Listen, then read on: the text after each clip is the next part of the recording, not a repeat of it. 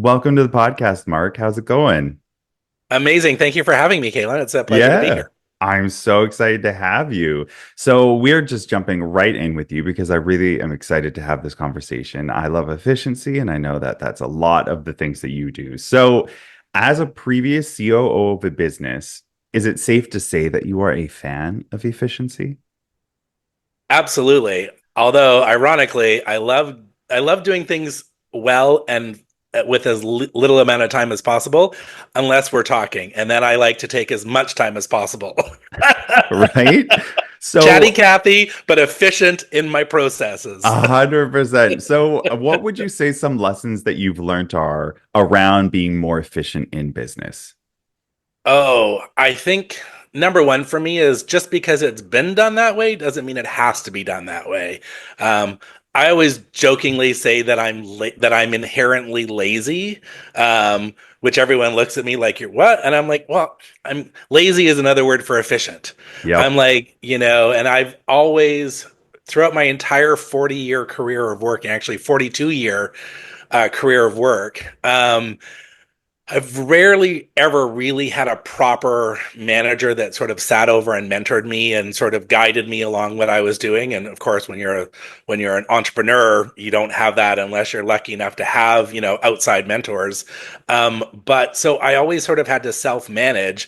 And, they would say like, oh, this needs to be done over here. This is how we do it. And then I would sort of figure out, oh, well, there's a quicker way of doing this. So why do so what took 4 hours now just took me an hour and a half. And then all of a sudden I'm like, well, now I can do other things, which is great for a company, but it's not good as an employee because all of a sudden I'm like, oh, I got paid for this amount of work, and now I've literally done three times as much work because I just keep doing it faster. And so so I love efficiencies, but maybe sometimes, you know, I do the work of two or three people. A little too efficient. I have been replaced when I've left jobs. I have been replaced by two full-time positions. Well, So that's happened many times. Yeah, so it's funny that you say, you think of yourself as can be lazy, but then you're efficient. I've actually always thought that if you want something done efficiently, to get a lazy person to do it because mm, they're going to find the most efficient way to do it by that deadline. And then you can absolutely. learn from that and implement that. Because I'm also of the same mind. I have always thought of myself as like a bit lazy, but I've switched that in recent years to say, no, I'm just efficient. I'm not Yeah, lazy.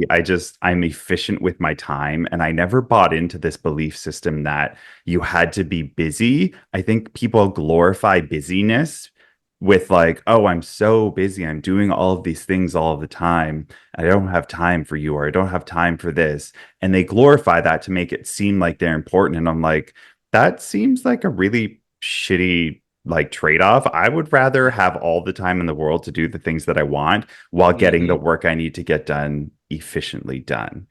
Oh, well, because I've had my own business for just shy of 20 years, two different forms or two different businesses. When I hired people, it was never an hourly. It was always, this is the job that needs to be done today. If it takes you 5 hours, guess what? You're leaving early. If it takes you 12 hours, guess what? You're staying until it's done. And I mean, these were not unreasonable tasks. These were like, you know, 9 o'clock morning meeting for 15 minutes, talking about the day, what needs to be accomplished, what's reasonable, yada, yada, yada, talking about a strategy. And then, I mean, one of the things that I always used to say when I had the event business for 10 years, I was always like, because when you're an event producer, you're juggling multiple clients with multiple events and multiple different times. And as you're building your production schedules and your budgets and all of these things, you're often waiting on other people to get back to you with information before you can do something else. And I'm like, so I would always used to say to the people that would work for me, I'd be like, here we are, we're sitting down our day, we look at what we need to accomplish. The first thing I do is I just go through and email all of the third parties that are required to send me information so that for next steps. So it doesn't matter what order of task it needs to be done, because those people are going to take 2 or 3 hours to respond. So would do all of their requests first, and then I would just go on with the rest of my day and just finish tasks out, because as those answers would come in, then I could just go in and plug it in, and next thing you know, everything is done. But if you wait until the afternoon to email your caterer for an update on the menu and the costing, well, they're not going to get back to you until 5 p.m. or the next morning. Whereas if you'd emailed them that at 9:30 in the morning, you're going to get it before the end of the day. Yeah, So definitely. little tricks like that, like, doesn't sound like much, but in practice, it's a huge game changer. And all of the folks that worked for me were sort of like, oh yes, this Yeah. is like, and I'm like, again, once that's all done, you go home. Yeah. The work is done. You don't need to sit around waiting for an email. So yeah, I'm there's a bonus to it. I'm in the same mindset of like a per project kind of a thing. And I know like big companies and stuff, you can't necessarily pay for that. There has to be some sort of a salary or For sure. hourly, but I'm the same state of mind where it's like, well, if this is your project and that's what's being worked on, as long as it's done by this due date, I don't Hmm. care when you work. And Yeah. like the work from home lifestyle and that energy, I'm so bought in. I was bought in beforehand where I'm just like, yeah, this all just makes so much sense because the efficiency of it, of somebody being able to live a more well-rounded life, maybe take care of their kids a bit more or be at home more and like have time to pop out and go get groceries during the day or do whatever when there's a lull in time is Hmm. just so much more efficient than okay, you have to come and be chained to this desk for 8 hours. You get this much time for your break, and like the other amount of time you have to just be sitting there. And there's just study after study out of study of saying like this isn't actually really efficient. And most of the time, you get about 2 to 3 good hours of work Yeah. max. And the rest of the time, they're just bullshitting and wasting time. So, like, I would rather you go and waste that time or use it efficiently in your life because that's just going to make you feel better. And then maybe even later on in the day, you come back to it and you get another burst of an hour or whatever. But as long as that project is getting done, Yeah. that's the important part. I'm a day drinker, so I love a glass of rosé on a summer patio.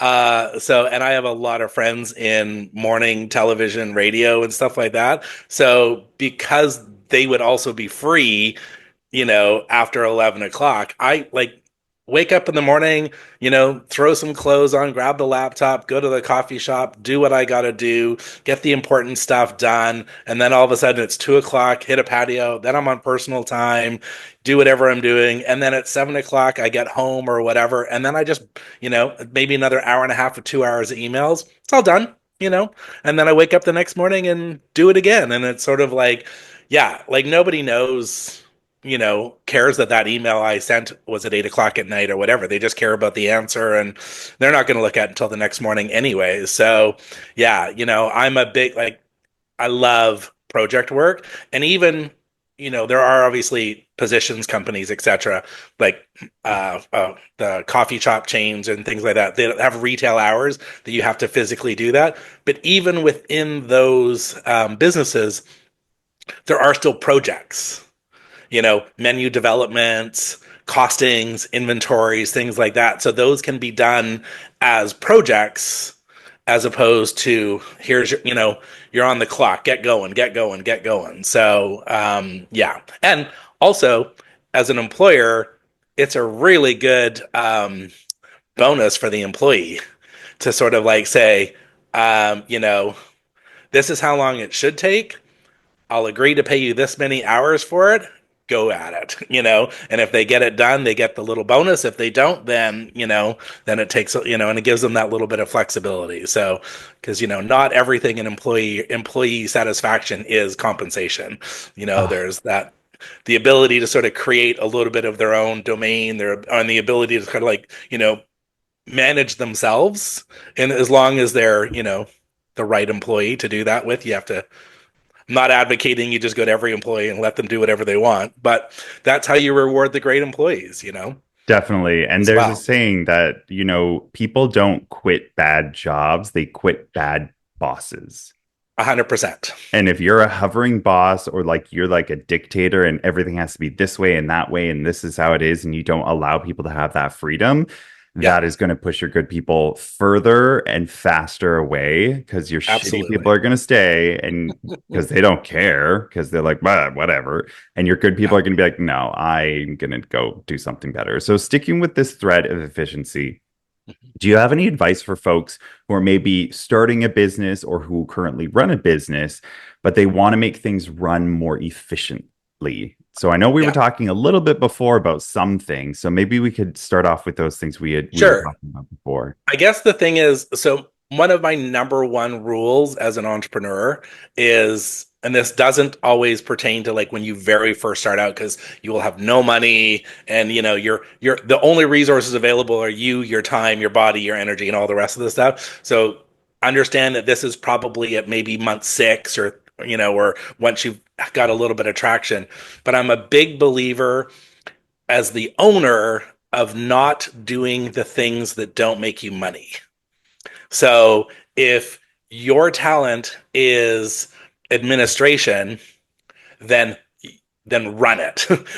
Do all of those things because you're going to do, and then like have somebody else be the front, who works the counter or does. But if sales is your thing, well, then the idea of you spending 4 hours a week trying to keep up to date with your bookkeeping and everything else is probably just blowing your mind, and is probably, whereas somebody else who's good at that could probably do it in an hour and a half. And the thing is like, if you think about it, if you take your 4 hours that you were doing on that and you paid someone $15 an hour, $20 an hour, you could probably generate more in sales than it costs you to have somebody else do it. So it's always sort of like, folk, like, where are your strengths and what brings you in the money? What brings your business in the money? So for me, when I had my event business, I was constantly networking because that is how I landed clients. And then, and I had a trusted team of suppliers, and then I would have assistants and stuff like that. And so and I had, I built templates. So again, into the efficiency, I had all these templates. That's the thing is like, if you're gonna do bookkeeping, build a template. You front load, when you're building a house, you start with a foundation. So when you're starting a business, you build a foundation of templates. So if you're going to have to do inventory, if you're going to have to do, bookkeeping, if you're going to have to do sales reports and all of this kind of stuff, you spend the time to build a one and done template that you just copy, paste, and repeat and fill in the gaps. We had the last operation that I ran, there was 40 employees, four different locations, multiple tip pools, and all of this kind of stuff. And we had to tip out the kitchen staff and whatever. So I literally just built an Excel sheet with all of the staff and then just created the formulas. So it was like, okay, here's the tip pool, here's how many, the total hours, tips per hour, da da da da da. So I literally would just, every 2 weeks, I would just drop in, the employees' hours, because I'd also automated our payroll. So it no longer was manual. It was all, check in, checked out. And I just data entry that. There's the number. I just took that number, went over to payroll, put it in as their tip portion, and it was done. Yes. So, whereas the previous system that they had done, they would take the timesheets, they would take the two up, they would, and every single time it was always like a piece of paper and a calculator figuring it out, and then they would count out the cash, and which the way they did it is actually not compliant with the law, so with tax law. So that's why for us it's not common for hospitality businesses, but if the tips are only paid out are held by the employer, we were not most of our customers paid by credit cards and debit cards, so which means we did not have a huge amount of cash every single night for every employee to tip themselves out. So because the tips were held and paid on payday, that's a controlled tip. And so by actually by doing this and then putting it on their payroll, there were taxes that got paid, but it also meant it was a one and done bank withdrawal. All the remittances to the CRA and everything was all handled and all done. So, I mean, that was a massive, payroll went from a 20 to 25 hour project every 2 weeks, including tips and everything else, because it also had to be manually handed to everyone. Went to, a modern payroll system that it took me 2 hours once a week, and that was just because I was making sure that everyone's hours were right. It was just me being super, anal retentive about making sure that people got paid properly and everything. And so yeah, so that's an 18-hour savings right? every 2 weeks, nine And hours a week. That's an entire day. it's about creating systems that work, that are repeatable, that you can build Yes. into your business that will make your life so much easier in the long run. Because I hear exactly what you're saying. Way back in the day, my first job was working as a Starbucks barista. And I used to like doing the tip out because it was all the coins and it would collect, I think, over a couple of weeks or whatever. There was no set time. It was kind of like, Yep. okay, we have too much of a build up time to do this. And I loved doing that because I was really efficient at it. And it also meant that I got to work in the back and like got like alone time and I didn't have to be up front. And so Yeah. I also like what you say about if you have something you enjoy doing or that you're good at or that like, you can be amazing at, hire somebody to do the other parts that you don't necessarily love doing Yeah. because you will save time and the amount of money you can bring in based upon that small amount you're going to pay that person could sometimes double, triple the amount you're bringing in because you're doing the Yeah. part that you love or the efficiency part that you love. Everybody has Absolutely. their space of genius, and it's finding the right people to fill kind of those spaces. And it sounds like also like working collaboratively can really impact a business in that way when you're working collaboratively with Right. your team. So Well, we had 4 locations, 8 managers. I do not oversee everyone's personal schedule. So I don't know when someone clocked in, didn't clock out, or whatever. So each individual manager, so, it took a couple of weeks because it was changing systems. But once everyone understood, I'm like, by Sunday, 8 p.m., all the timesheet records have to be approved in the cloud-based system because they knew that Monday morning, every second Monday at 9 a.m. till 11 a.m., I was doing payroll verification. And, I mean, sure, the first couple of times I would have questions and everything else, but after that, I mean, and here's another saving grace. When your payroll is automated, you don't have to generate ROEs manually. So when someone, and this is hospitality, so there's a lot of employee churn for lots of different reasons. Click a button, it's their final payroll. ROE is automatically generated and is submitted to the CRA and Service Canada. Um, Also, T4s, boom, automatically generated at the end of the year. Like, didn't have to pay the accountant, which they always had done before that the accountant submitted all of that paperwork and everything. So it was like massive, massive time saver. And all of the T4s were electronic because the system that we use, every employee had an app. So all their paperwork, payroll stubs, etc., was all generated on an app. So at any point in time, they could do it. I actually did my taxes this year by just pulling the app up, pulling up the T4 on my phone and just doing my taxes from my phone and just entering the information. So I didn't even have the physical T4 in front of me. It's fantastic. but it just, in the digital age that we live in now, it just makes sense that these things should be implemented. And I've noticed that there is something really interesting happening in well, specifically the Canadian economy, because that's where we are, so we can speak to that, where there is this older generation where they've always done things the way that they've done things, and that's where it is, but they have stable businesses that are Mhm. good businesses that we don't necessarily know what they're going to do with those businesses. And then we have these young people who want to be entrepreneurs or want to, have businesses. And there's kind of this gray zone in between where nobody really knows how this changeover is going to happen. And I think a lot of that starts with somebody like yourself coming into a business, creating these efficiencies, updating everything Mhm. so that then you can turn around and go, okay, when do you want to sell this business or have you thought about selling this Yeah. business? Because a What's the younger succession person, plan? exactly, Yeah. there's going to be a lot of that, especially coming up with baby boomers aging out, wanting to not work for the rest of their lives. But what's going to happen to all these kind of mom and pop shop businesses that are very important for our economy to run? What's going If to the happen with children don't them? want to take it over, because I've actually seen quite a few businesses in Fredericton that were really successful, very popular, and quite, you'd call them mainstays of the community. Um, One or two companies snapped them up because none of the children wanted to take them. Parents are a restaurateur, but the kid wants to be a doctor, or wants to be a mechanic, or wants to be, or whatever. They just have a different dream. Just because your parents opened a restaurant, or your parents started a tattoo parlor or a barber shop, doesn't mean that their offspring want to do the same thing, right? So that family generational switch is, and you know when I do go into a business and talk and sort of help them find the efficiencies, I think it's really important to know, because sometimes folks that are established, that have been doing it for a long time, the goal is not to change for the sake of change.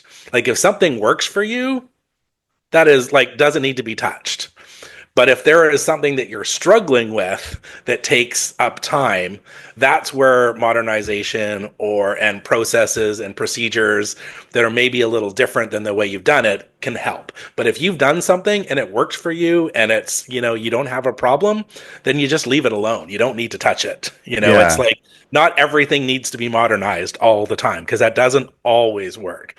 It's like, you know, 30 years ago, you'd buy a fridge and a freezer and they would last you for 30 years. Now you buy them and they might only last for 5 or 6, and then you got to buy a new one. So not everything that's new is always better. Which maybe definitely. people may not agree with that, but I'm a big fan. If it's not broke, don't fix it. Definitely. So diving deeper into this, kind of looking at these older businesses that we've been speaking about, when do you think it's appropriate or important to look at outsider advisor advice? Yeah. So, um, I think there's a couple of key points. So maybe, if you're struggling, if you're kind of banging, if you've got a bruise right there on your forehead because you're constantly like banging your head because you're frustrated with stuff, like your turnover is higher than you want it to be, or like coming out of COVID, the customer count, if your business was in a downtown area, but there's no back to work, or the, back to office is taking longer than hoped. So, like, the foot traffic.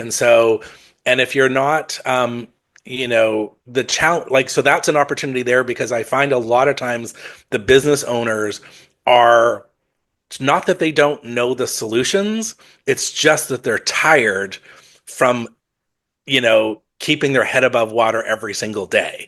So sometimes what they need is someone to come in who's got an outside perspective, and this is really important when you're hiring a consultant, no matter what kind of consultant it is.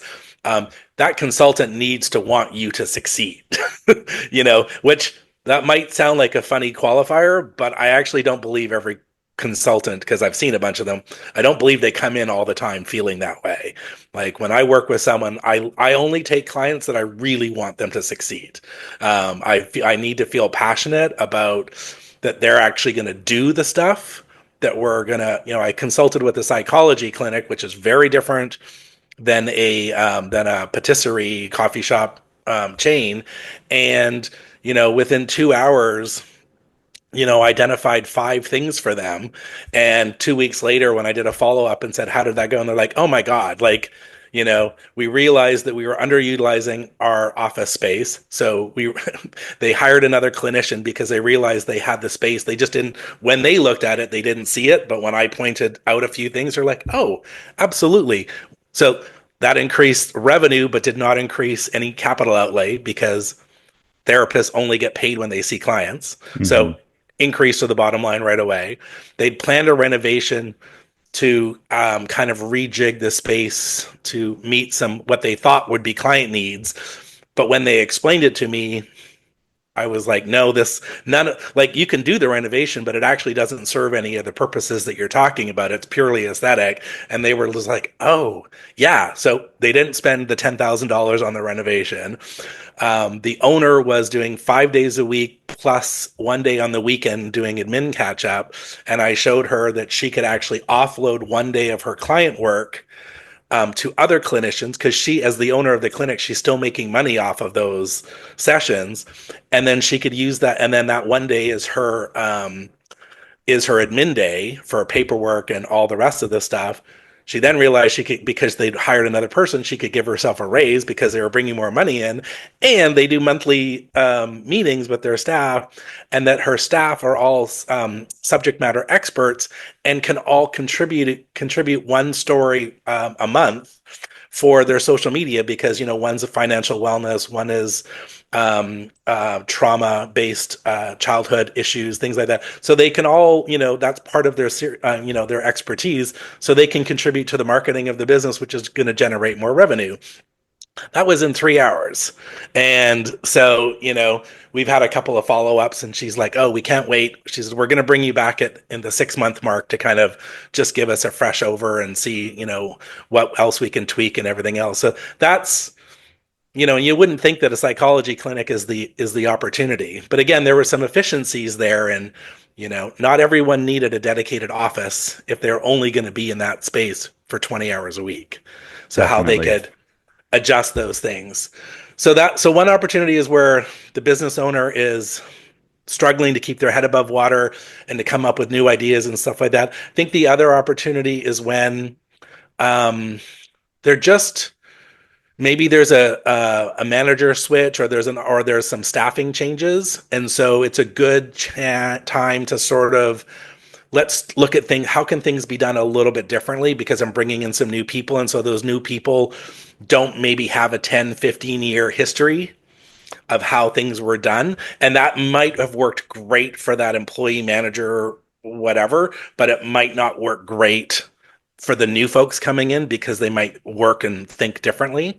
So that's another opportunity. And then I think for new businesses, the opportunity to bring a consultant in is to sort of, because this happens all the time, is when you start a business, you're always thinking about, what the business is going to be, but you're always thinking from yourself's perspective, and all about your business and all the things, but it's very rare that you think from a customer's perspective. So I know you have experience, for example, building websites, and obviously you're super familiar with user design and all of that. And I've done this for many friends that have launched websites to support their business. And before they go live, I look at it and I'm like, okay, I know nothing about your business, and you've explained a bunch of stuff to me, but none of that makes sense from your top menu or any of the descriptions, or you say that this is included, but is it, or you mention these things, are those included, are those included for free, are they a fee based, whatever.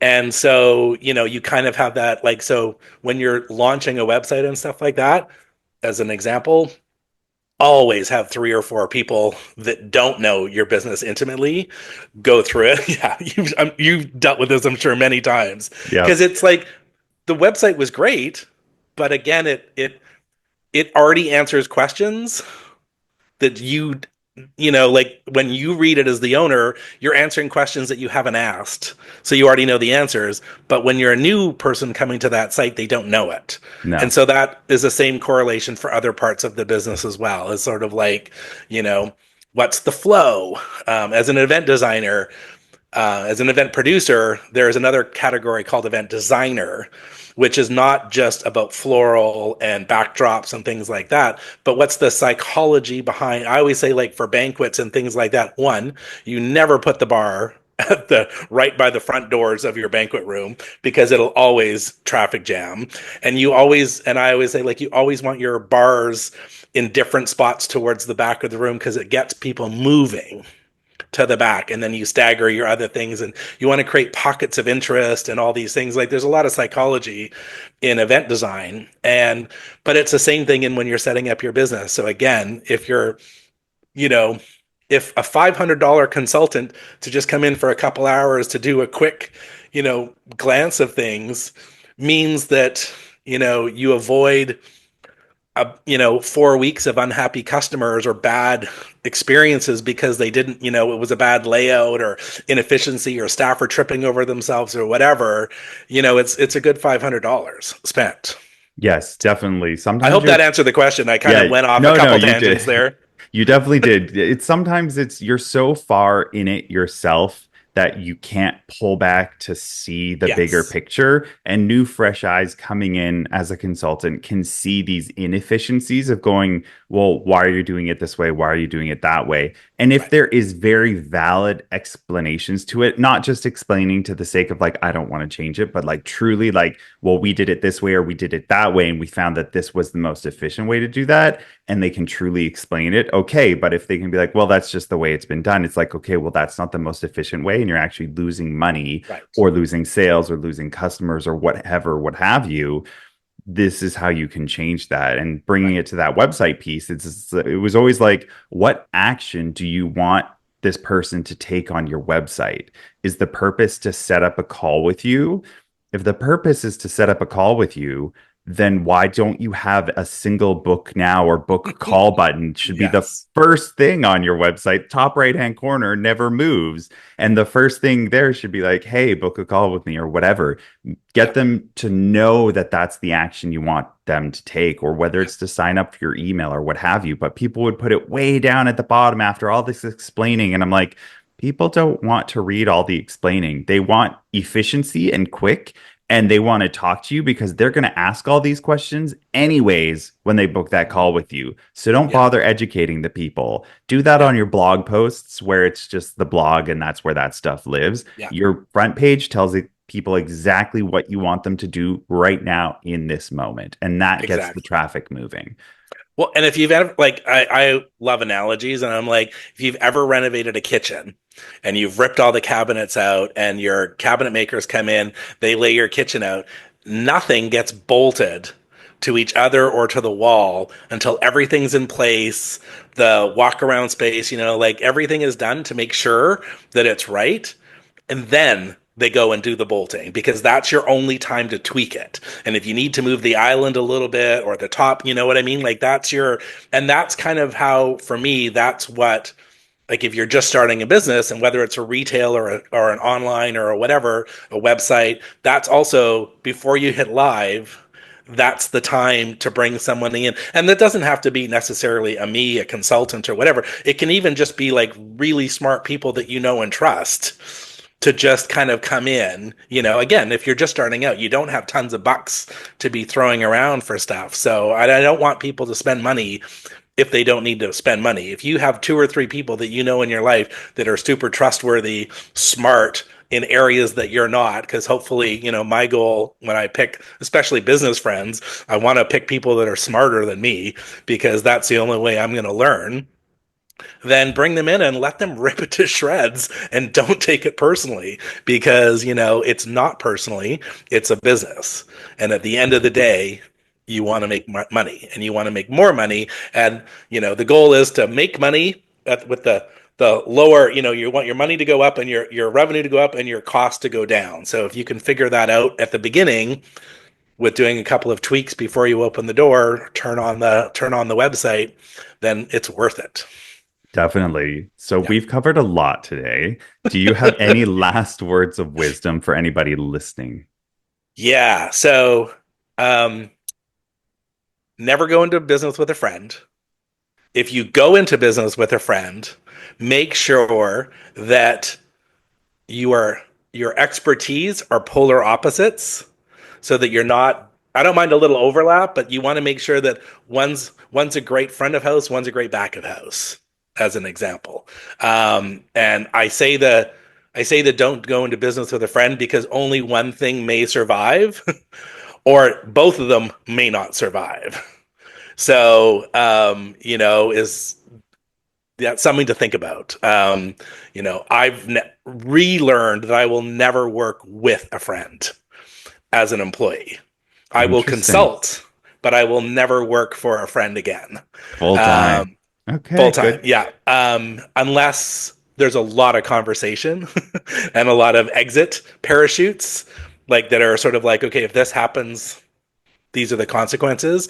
Everyone's an adult, and then another thing, like I said, never or do the things that make you money and outsource the things that don't.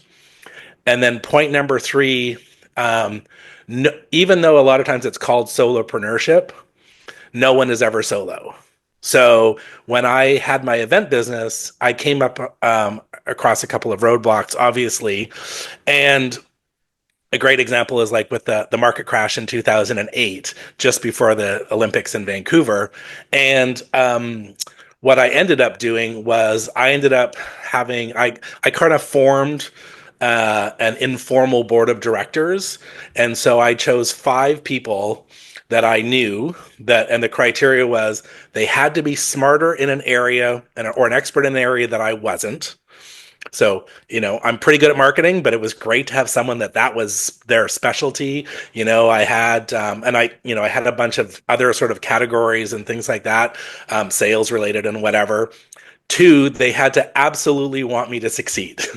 That was like primary for them to be in the room. I needed them to care about my business as much as I did. And then three, I needed them all to be willing to be brutally honest with me. So when the session started, I also hired someone to take notes so that I didn't. This is before Zoom meetings and dictation and all of that stuff. So I hired someone to literally just record the notes and everything else. So I assembled the board of directors. I brought food in. I had some bottles of wine on the table because I wanted it to be conversational. I presented my business to them and my plan and what I had done. And then they literally ripped it to shreds. They pointed out, just like I've done for other people, they pointed out the assumptions that I'd made, not realizing that that made sense to me, but it wasn't the customer flow and various other things. And it wasn't like the customer journey. And that's another marketing term. So they made all these comments, and I'm not going to lie, I had some tears in my eyes because I'd worked really hard, but at the end of the day, it was not personal. And I told them that I said, like, yes, you're going to hurt my feelings because I'm a human being and I've put time and effort into this. But at the end of the day, it made me better. And that's exactly what it did. So I didn't waste time on various things. I became more focused. And while eventually I decided that I was ready to do something different and launched the travel blog and did that for 10 years. And I still had various aspects of that. If you can build a board of directors, and it doesn't have to be the same people, but 6 months, once a year, kind of go back and do a deep dive on what you're doing and where you're going. That is a gift that is you cannot pay for that. It's a great opportunity. So that would be my three things. 110%. And I'll equate that to like mentorship, having more Yes. than just one mentor, being able to like ask these people and bounce ideas and information and advice off of those people and get Yes. their expertise in their different sectors is crucial to the success of any business, whether you're a solo Yeah. entrepreneur or not. There's no such thing as doing it by yourself. Like you said, solo entrepreneurs have mentors, they have contractors, they have other people, Yeah. and don't reinvent the wheel. Somebody else has done it before you. Go find somebody who has, ask them what they did wrong, what they did right, and then Yeah. improve upon that. Yes. And then again, sorry, I have one more point is fail fast, but fail often. Because if you're Yes, not failing, you're not trying. I mean, I know, like, again, none of this is new. None of this is unique. This has all been said by other people. I am not the smartest person on the planet. I'm not even in the top half. But, I have made lots of mistakes, but I have learned from every single one of them. And, I'm a better employee, business owner, consultant, whatever you want it to be now than I was, 30 years ago, 20 years ago, 10 years ago, maybe even 5 years ago. So, if I was to launch a new business now, there are lots of things that I would do differently. And so do not be afraid to fail. Just fail quickly. definitely. Hold the chute before you lose your shirt. 100%. I'm definitely of that mindset of like, do the thing and get it wrong and fuck it up real quickly and then learn and improve and change and be open to that. Some people can get Yes. so stuck on an idea and the vision that they have in their mind that they're unwilling to compromise. And I'm like, that is a baking a disaster because Yeah. like you have to, in order to succeed, be ready to pivot and change and evolve and grow because that's Hmm. just the way the world works and that's just how business works. This has Yes. been a phenomenal conversation, Mark. Where can folks find out more about you if they want to like get some consulting or chat with you or what have you? Yeah, so I think the best way is just go into my LinkedIn, and I know you've got the link for that in this podcast. I don't even know how to say my profile URL on this, but I think that's the easiest way because, quite honestly, um, I don't know where I'm going to go next, so I didn't recreate a brand new website just for this portion of my life. I've done way too many websites as it is. So, but they can reach out to me anytime. Obviously, I'm on Instagram as the Marc Smith, and it's Mark with a C. And then I'm on Facebook as well, so you can reach out to me in any of those platforms, and happy to chat. And I, as you can tell, love to talk. So do not be. I'm not afraid of a phone call. Text me first, or like send me a note that you want to chat. I'll call you. I love it. I usually grab a cup of coffee. I do a 5K walk every day, so I love to talk and walk. So that was. I mean, we're from Vancouver, so I used to always grab a Blends Americano and then go down to the seawall and do my little walk. And that was 90% of my business meetings were walking and talking. So I love it because honestly, if you don't have to take notes, activities is a great creative, inspirational moment. And so I had some of my best ideas come up just from walking, talking meetings.